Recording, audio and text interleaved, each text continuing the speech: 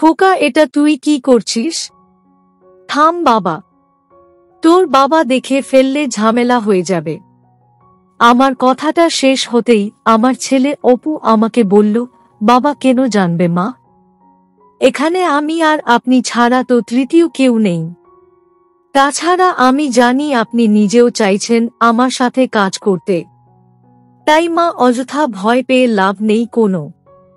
আমি আমার ছেলে অপুর কথাটা শুনে ভীষণ রকম চমকে গেলাম। আমি মানছি আমার মনের মাঝে অপুকে নিয়ে ভিন্ন ধারণা ছিল, তবে তাই বলে এই বিয়ে বাড়িতে এত লোকের মাঝে না, আমার মাথা কাজ করছে না। আমি অপুকে কিছু বলতে নিতেই আপু আমাকে থামিয়ে দিয়ে আমাকে, হ্যালো আমার কলিজার বন্ধুরা, কেমন আছো সবাই? বরাবরের মতো আজ ও তোমাদের মাঝে নতুন একটি ভিডিও নিয়ে আমি হাজির হয়েছি। আজ তোমাদের বলবো আমার নিজের আপন ছেলের সাথে আমার জীবনের অসাধারণ একটি সত্যি গল্প। আমি শতভাগ সিওর হয়ে বলতে পারি আজকের ভিডিওটা দেখার পর তোমাদের ও জল আসবে। তাই তোমাদের অনুরোধ করছি সম্পূর্ণ ভিডিওটি দেখার। তো বেশি কথা না বলে চলো গল্প ফিরে যাই। আমি অনুরাধা, আমার বয়স 38। আমি বিবাহিত। আমার এক ছেলে ও এক মেয়ে আছে। আমার ছেলের নাম অপু। আমার ছেলের বয়স 19। আমার মেয়ের নাম সোনিয়া। আমার মেয়ের বয়স 3 বছর। আমার স্বামীর নাম রাজ। রাজের সাথে আমার বিয়ে হয় আজ 20 বছর। এই 20 বছরের বৈবাহিক জীবনে আমি রাজের থেকে পাওয়ার বলতে সামান্য কটা কাপড় আর দুবেলা ভাত এই পেয়েছি। এছাড়া তার থেকে আর কিছুই পাইনি। আমার বাবা মা রাজের সাথে আমার বিয়েটা দেয় মূলত রাজের টাকা দেখে। রাজ অনেক ধনী, তবে রাজের অনেক বয়স হয়েছে। রাজ সারা দিন নিজের বিজনেস নিয়ে পড়ে থাকে।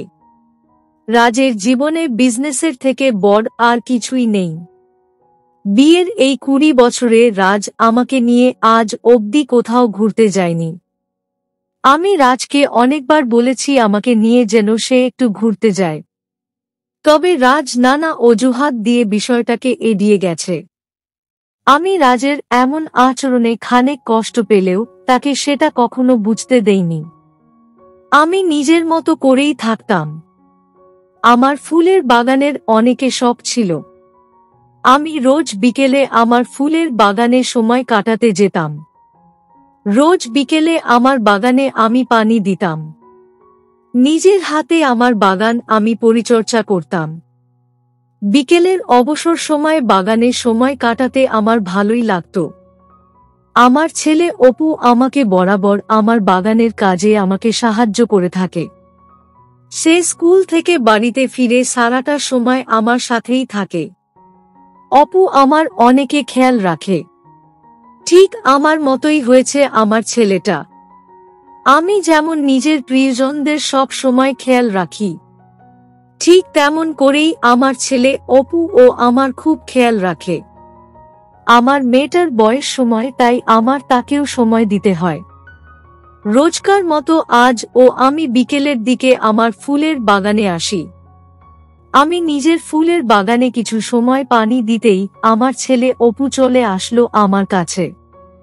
অপু আমার কাছে এসে দাঁড়িয়ে আমাকে জিজ্ঞেস করল, মা সোনিয়া দেখি ঘুমাচ্ছে, ওকে মশারি টাঙিয়ে দিয়ে আসেননি আপনি? আমি অপুকে বললাম, আরে খোকা, আমার তো মনে নেই একদম। ভালো কাজ করেছিস বাবা। সব সময় এমন করেই নিজের বোনের খেয়াল রাখবি কেমন?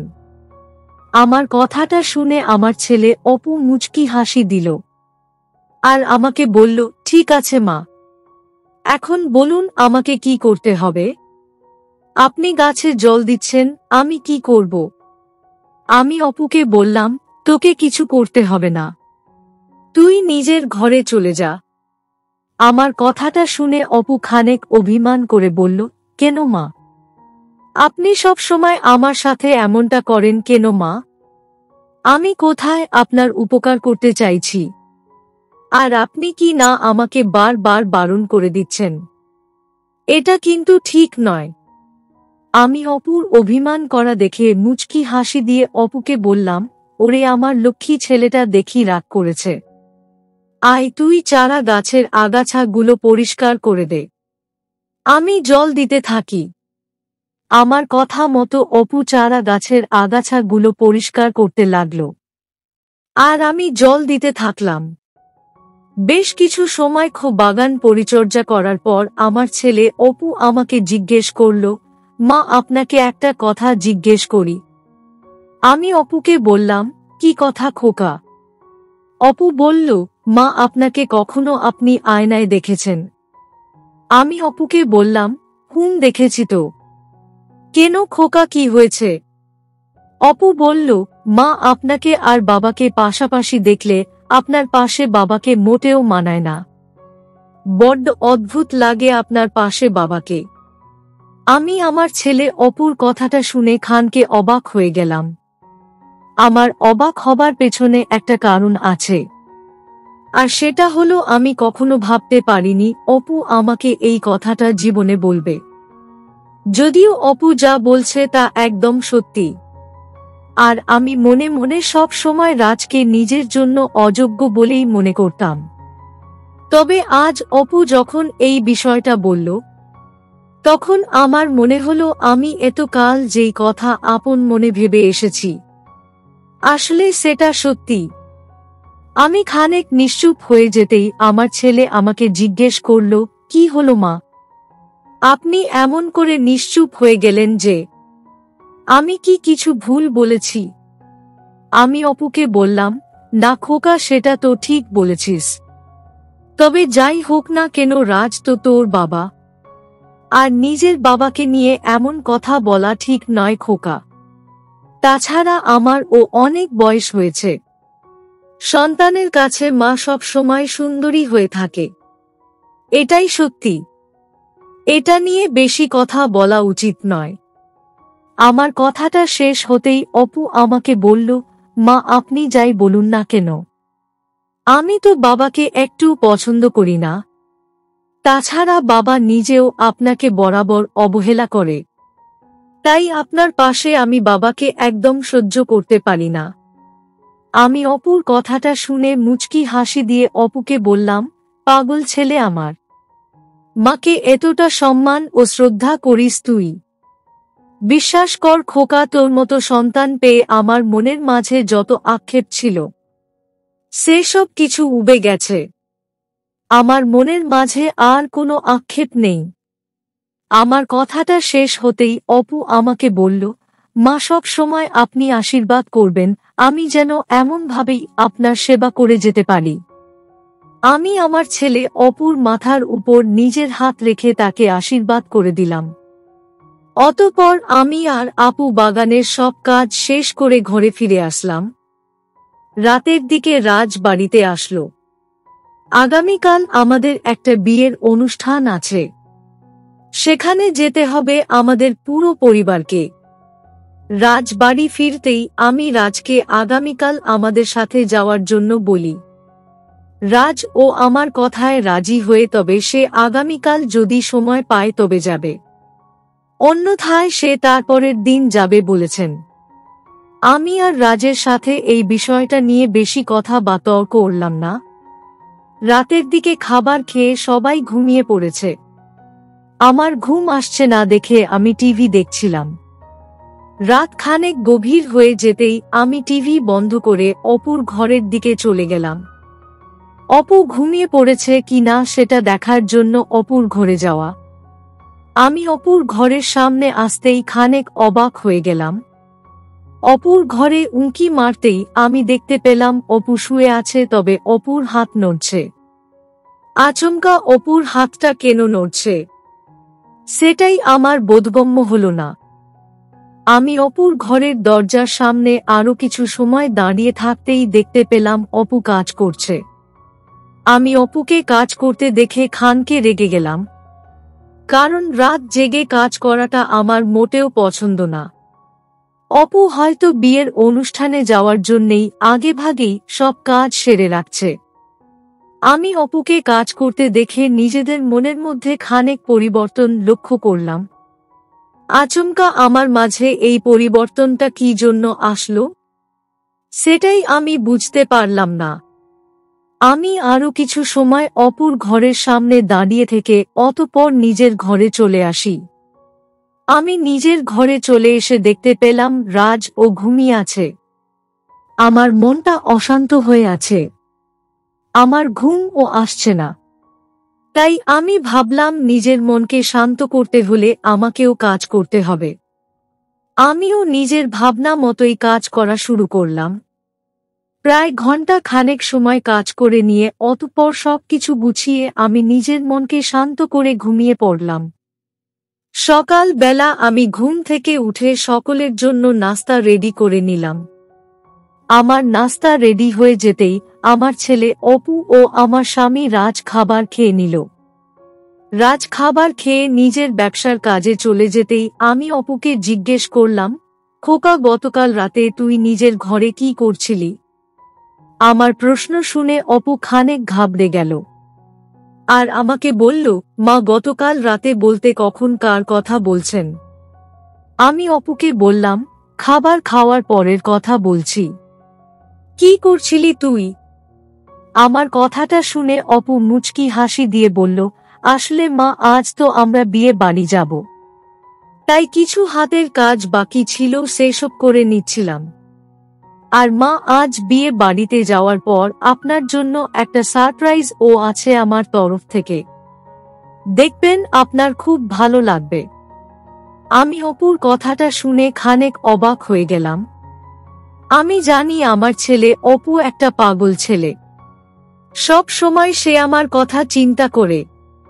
আমার খুশিটা তার কাছে অনেক বেশি গুরুত্বপূর্ণ। কিন্তু তাই বলে এখন সে সারপ্রাইজ দেয়ার কথা বলছে। কি সারপ্রাইজ দিবে সে?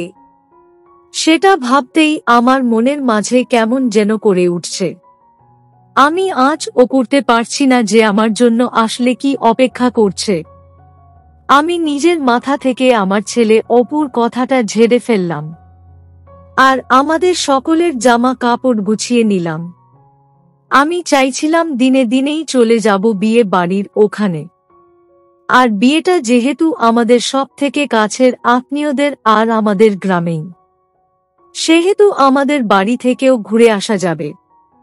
আমি অপুকে ডেকে বললাম জামাকাপড় গুছিয়ে নিতে। আমার ছেলে অপু গ্রামের বাড়ি যাওয়ার কথাটা শুনে ভীষণ খুশি হলো আর দ্রুত সে নিজের জামাকাপড় গুছিয়ে নিল। আমরা সবাই তৈরি হয়ে দুপুরের খাবার খেয়েই ট্রেনে উঠে পড়ি। আর নির্দিষ্ট সময় পর ট্রেন ও নিজের গন্তব্যের দিকে ছুটে চলে। বিকেলের দিকে আমরা আমাদের গন্তব্যস্থলে এসে পৌঁছে যাই। আমি আমার ছেলে অপু ও মেয়েকে কোলে নিয়ে বিয়ে বাড়িতে চলে আসি। বিয়ে বাড়িতে অনেক লোক এসেছে। তাদের সকলের সাথে কথা বলতে বলতে সময় কোথা দিয়ে চলে গেল আমি ঠিক বলতে পারবো না। অপু ও নিজের বন্ধুদের সাথে আড্ডা দিতে চলে গেল। সবকিছু একদম ঠিক চলছিল, তবে আসল বিপত্তি আসলো রাতের দিকে। এমনিতেই শীতকাল, তার উপর এত লোক এসেছে। সকলকে রাতের থাকার জায়গা দিতে একটু সমস্যা হতে লাগলো। আমি আমার ছেলে অপু আর মেয়েকে নিয়ে একটা ঘরে থাকার সিদ্ধান্ত নিলাম। যদিও আমি চাইলে আমাদের বাড়ি চলে যেতে পারতাম, তবে এখন রাত করে আর জার্নি করার কোনো প্রকার ইচ্ছে হলো না আমার। রাতের খাবার খেয়ে আমি আমার ছেলে অপু আর মেয়েকে নিয়ে শুয়ে পড়লাম। শুয়ে পড়ে আমি অপুকে বললাম, খোকা, রাত হয়েছে, এখন কোথাও যাবি না তুই? এটা শহর না গ্রাম। কোথাও হারিয়ে গেলে পরে তোকে খুঁজে পাওয়া কষ্টকর হয়ে যাবে। আমার কথাটা শেষ হতেই অপু আমাকে বলল, কি যে বলেন মা, আমি এখন বড় হয়ে গেছি, এখন আমি আর হারাবো না।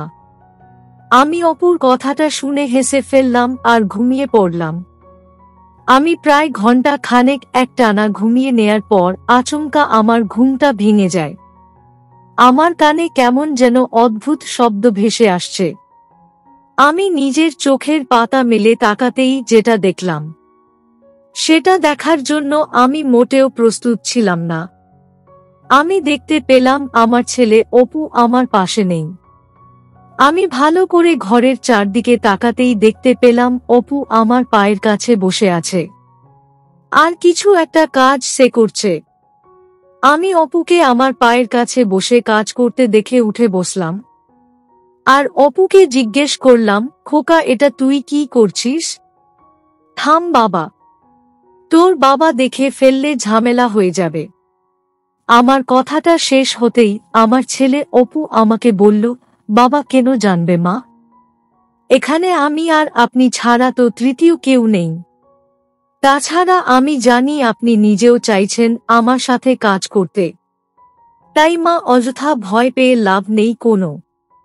আমি আমার ছেলে অপুর কথাটা শুনে ভীষণ রকম চমকে গেলাম।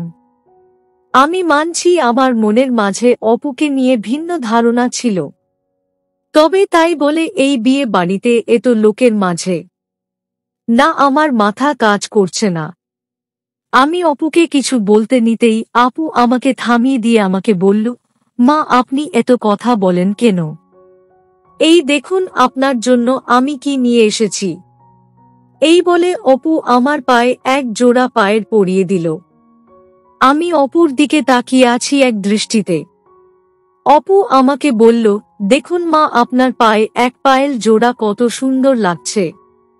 আমি নিজের পায়ের দিকে তাকাতেই দেখতে পেলাম পায়েল জোড়া অনেক সুন্দর মানিয়েছে আমার পায়ে। আমি অপুর দিকে তাকিয়ে বললাম, খোকা, তোর তো ভালো চয়েস আছে, খুব সুন্দর হয়েছে খোকা। আমি নিজের কথাটা শেষ করতেই আমার ছেলে আমাকে বলল, মা, আমি চাই আপনার সব কষ্ট দূর করে দিতে। আপনি কি আমাকে সেই অধিকারটা দিবেন? আমি অপুর কথা শুনে আর কিছু চিন্তা করলাম না। আমি মুচকি হাসি দিয়ে অপুর কথায় রাজি হয়ে গেলাম। আমি অপুকে বললাম, ঠিক আছে খোকা, এই বিয়ে বাড়িতে আমি আর তুই অনেক কাজ করব। খুশি তো তুই? আমার কথাটা শুনে ও বলল, জি মা, আমি অনেক খুশি। আমি অপুকে বললাম, তবে খোকা, তাড়াতাড়ি কাজ করতে হবে, কারণ তোর বাবা দেখে বললে সমস্যা হবে। আমি নিজের কথাটা শেষ করতেই অপু নিজের কাজ করা শুরু করল। আমিও আপুর সাথে কাজ করলাম। সত্যি বলতে আমার ছেলের আজকের সারপ্রাইজটা আমার কাছে সেরা একটা সারপ্রাইজ ছিল।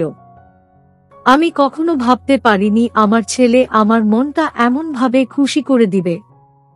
অতঃপর আর কি, আমি আমার ছেলের সাথে বিয়ে বাড়িতে অনেক কাজ করলাম। আমার ছেলে অপু ভালোই কাজ করতে পারে। তার সাথে কাজ করে আমার মনটা খুশিতে ভরে গেল। তো বন্ধুরা, এই ছিল আমার নিজের ছেলের সাথে আমার জীবনের একটি সত্যি ঘটনা। তোমাদের কেমন লাগলো আজকের গল্পটা? অবশ্যই কমেন্টে জানাবেন। প্রিয় বন্ধুরা, আজকের ভিডিওটি এখানেই শেষ করলাম। যদি আমাদের ভিডিওটি আপনাদের ভালো লেগে থাকে তবে একটা লাইক করবেন এবং চ্যানেলটি সাবস্ক্রাইব করবেন। আজকের জন্য আপনাদের কাছে বিদায় নিচ্ছি। দেখা হবে আগামীকাল নতুন একটি ভিডিও নিয়ে। সে পর্যন্ত সবাই ভালো থাকবেন। ধন্যবাদ।